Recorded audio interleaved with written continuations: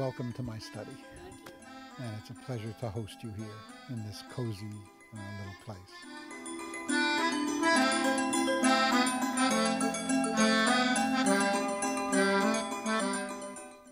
So you ask about what was it like growing up in Brooklyn?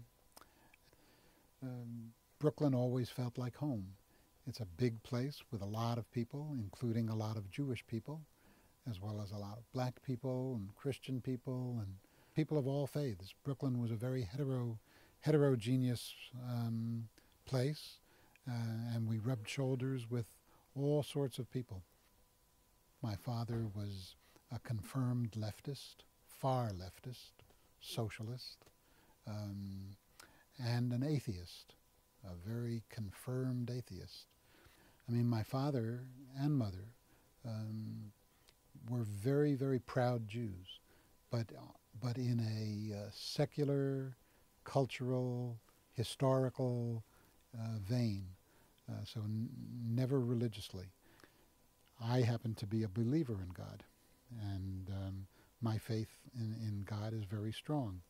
Part of my identity as a Jew and as a human being, but I come to it as a Jewish human being, has to do with the pursuit of justice and of peace in the world.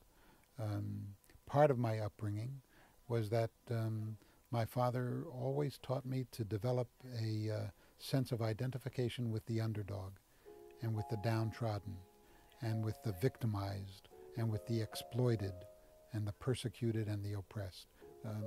But also when you study the prophets, you learn how the prophets railed against injustice and against exploitation, and were all for the equitable sharing of the earth's resources instead of just the haves having it.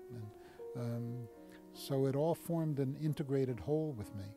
And clearly the only way to live your life was to live a life of activism and progressive activism, to side with and help the underdog and the oppressed and the tyrannized, and that became a very central motif in my life and is to this day.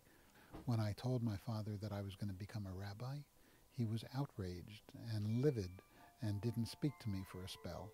And we finally reconciled when I promised him that I would always respect atheism and atheists, which I do, and that I would always be a lefty rabbi, which I am, and proud of it. There was a time when the main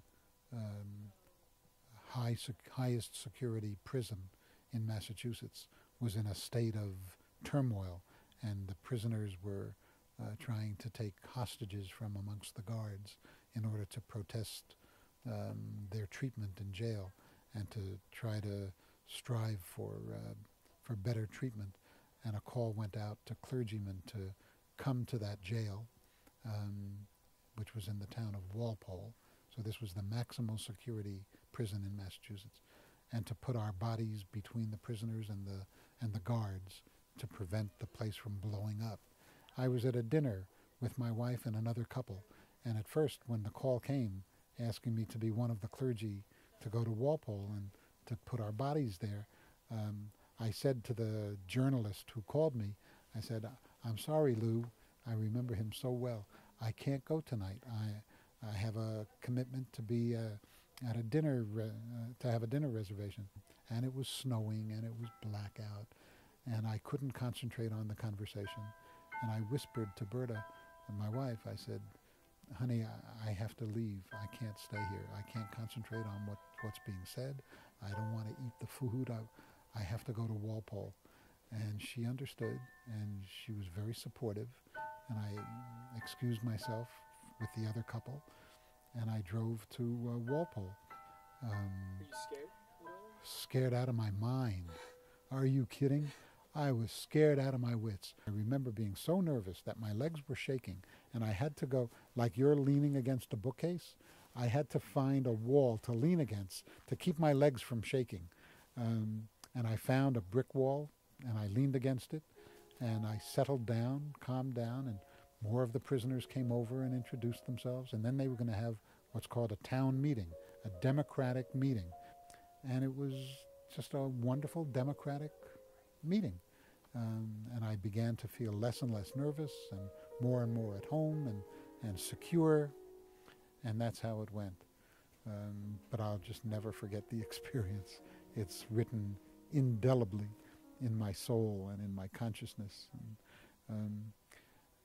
And I mean, other causes also recommended themselves very, very much to me. Not the least of them was the cause of women's reproductive rights. And years ago, before it became a more popular issue, when abortion was illegal, so it was before Roe versus Wade, and so women were having abortions, and oftentimes the abortions were unsafe. They were done by quacks and by people who fleeced the women for money, but were charlatans. And so a bunch of us, Protestant ministers on the one hand and rabbis on the other, we started a group. And we called this group, we had a euphemism for it, we called it the Clergy Consultation Service on Problem Pregnancy. And women would come to us, they would make appointments or drop in, and different ones of us were on duty for a week at a time, and the women would come to us and share with us their dilemma. Many of them were not happy about having abortions, but they felt it was the only thing for them to do. And we, for our part, though some of us were also not very happy about abortions, I was never pro-abortion, but what I was pro-choice. And so when women came to me and presented their decision that they were going to have an abortion, come what may, we felt that we had to help them. We clergymen, we had to help them find safe abortions and abortions that wouldn't rob them blind. And that's what we did. And that became a very important issue for me, you know, making sure that women wound up having safe abortions. Even though it was part of a cause and an activist cause, there was simultaneous with that a very intense one-on-one involvement with the people. Within the last 13 years, give or take, I have not been attracted to activism so much as I am to living my life in such a way that I try to involve myself in one-to-one relations with people who are suffering and people who are in need of a helping hand.